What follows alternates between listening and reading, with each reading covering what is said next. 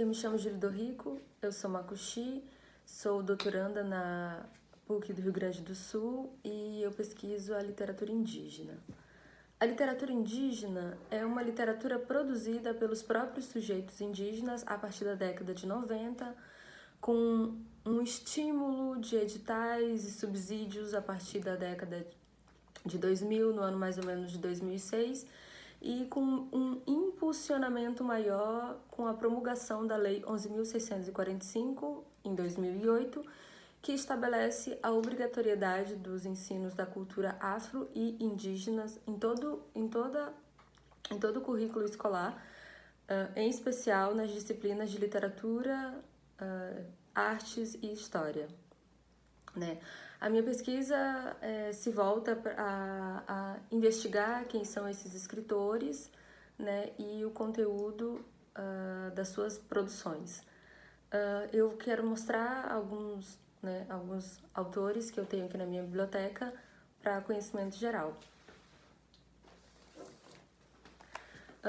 Nós temos o Daniel Munduruku, né, e eu apresento essa obra, o Mundurucando II, que é uma obra teórica que investiga, né, a situação indígena através da história e da literatura e postula o conceito de literatura indígena.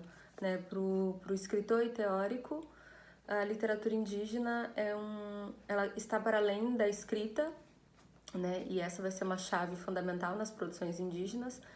Ela está para além da escrita e ela tem uma vinculação muito forte com a oralidade. A escrita alfabética é assumida como uma ferramenta e um instrumento para que esses conhecimentos, né, que tradicionalmente residem na oralidade possam, né, chegar na sociedade dominante por meio deste objeto livro. Além de teórico, o Daniel Munduruku tem uma carreira, né, de 30 anos na área da literatura, com muitas obras publicadas. Ele é um dos maiores expoentes da literatura indígena, com bastante obra dedicada ao público infanto e juvenil, mas também ao público adulto. Gostaria de mostrar algumas dessas obras. Além das que eu vou mostrar aqui, a produção do Daniel compõe mais ou menos, né, este conjunto, né, são mais de 50 obras publicadas no Brasil e algumas dessas obras com traduções na Coreia, no Japão, na Itália e nos países de língua inglesa. Então aqui, né, nós temos Coisas de Onça, Catando Piolhos e Outras Histórias, O Segredo da Chuva, e essa belíssima coleção de memórias ancestrais que traz, então, outros povos, né, para contar suas histórias. Então, aqui nós temos o Verá, o Contador de Histórias, feito pelo Olívio Jecupé, que é outro escritor indígena, falando um pouco da tradição guarani. Essa coleção foi organizada, né, pelo Daniel Munduruku. E Iraquçu, o Menino Criador, que é um Nambiquara, que fala, então, sobre a sua vida pessoal e a tradição do povo Nambiquara. Nós temos também O Homem que Roubava Horas, e esses são só alguns exemplos da produção do Daniel. E eu gostaria de mostrar, então, outros atores que são, né, atuantes. Hoje, na literatura indígena, nós temos 59 escritores individuais que publicam, né, com frequência, que são ativistas, são palestrantes, contadores de história. Onde você pode encontrar esses escritores ou essa catalogação? No site chamado Bibliografia das Publicações Indígenas no Brasil, né, tem um link onde os escritores estão classificados conforme o povo. Então, quem são os escritores Guarani, quem são os escritores Nambiquara, os escritores Macuxi, né, e aí os escritores Munduruku, talvez eu tenha esquecido de dizer, mas em muitos casos o nome do autor indígena, né, traz também o nome do seu povo. No caso, o Daniel é do povo Munduruku e aí por isso o seu nome, Daniel Munduruku. Queria mostrar também o escritor, né, Eli Macuxi. Eli, né, é o escritor e o seu povo é o Macuxi. E ele se autodenomina Eli Macuxi, né, com essa obra Ipati, o Curumim da Selva, que vai contar então as aventuras desse curumim e um pouco também da tradição Macuxi. Nós temos esse escritor premiado, o Cristino Wapchana, com Sapatos Trocados. Ele foi prêmio Jabuti. Ele é prêmio Jabuti com a obra A Boca da Noite, né? Então, tanto Daniel quanto Cristino Wapchana, né, premiados com essa distinção, que é o maior prêmio da literatura que a gente tem no Brasil. O Cristino Wapchana também tem essa obra, Onça e o Fogo. Além do Cristino Wapchana, nós temos outros escritores, como o Cacauerá, que é da tradição guarani, com essa obra A Terra dos Mil Povos. O Olívio Jecupé, né, que publica com a sua esposa Maria Querexu este conto tradicional, A Mulher que Virou Urutau, grande escritor. Jaider Asbel, né, também, que é da tradição Macuxi. E aí temos alguns escritores também, como o Iaguaré Yaman, que é acho que o segundo escritor com mais publicações no Brasil, e ele tem bastante obra infantil e infanto-juvenil.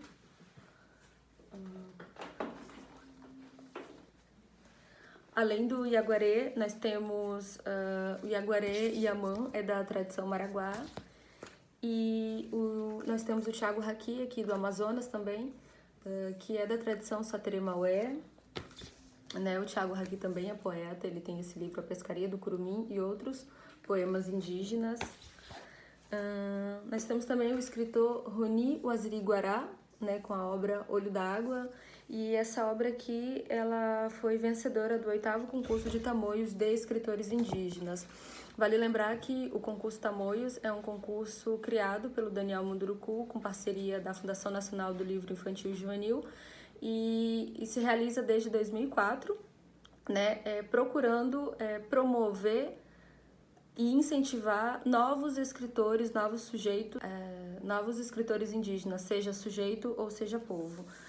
Além da tradição maraguá, nós temos 5 escritores, né? O Iaguaré Yaman, o Elias Iaguacang, o Ziel Guainé e o Roni Waziriguará, com essa obra que sintetiza um pouco a tradição maraguá. Eu falei 5, né? Além desses 4 escritores, nós temos a Lia Minapote, a Lia Minapote, que também é da tradição maraguá, com a obra Com a Noite Veio o Sono. E aí eu aproveito para falar um pouco desse projeto que eu tenho desenvolvido, que é o Leia Mulheres Indígenas, com a intenção de promover, né, a leitura das mulheres indígenas, fazer com que a sociedade conheça as mulheres indígenas para que para que a sociedade possa se interessar por essa produção literária indígena como um todo. Além da Lia Minapote, nós temos essa grande pioneira da literatura, que é a Eliane Potiguara, né, com essa obra adulta, metade cara, metade máscara, mas ela também tem essas obras mais infantis, como O Coco que Guardava a Noite e O Pássaro Encantado. Então nós temos a Lia Minapote, a Eliane Potiguara, nós temos a Aline Pachamama com essa obra Tainô, né, que é uma obra polilingüe. Ela é escrita em língua portuguesa, língua chavante, guarani, né, e além dessa obra, né, que tem um caráter mais indígena, nós temos um livro de poesias da Aline Pachamama. Além da Aline Pachamama, nós temos Vangri Caingangue, com a obra Estrela Caingangue, e Jote o Tamanduá, em parceria com o Maurício Negro, que é um dos ilustradores da literatura indígena. Nós temos também a obra da Aurita Tabajara, Coração na Aldeia, Pés no Mundo, que é escrita toda em cordel, da primeira cordelista indígena no Brasil. A Denísia Cruz, também com essas obras que é distribuída pelo Sesc. Cariri Chocó, Contos Indígenas, volume 1 e volume 2, que vem inclusive com um CD. Nós temos a Shirley Jucurnan Krenak, com a obra A Onça Protetora. Muitas delas aproveito para dizer aqui que são ativistas da literatura indígena e da cultura indígena em defesa, né, da saúde, da educação, território de seus povos. Nós temos a Graça Graúna com essa obra, Criaturas de Nhanderu. Graça Graúna, além de literata, ela é teórica, ela tem um livro chamado A Literatura Indígena Brasileira Contemporânea, que eu não estou achando aqui.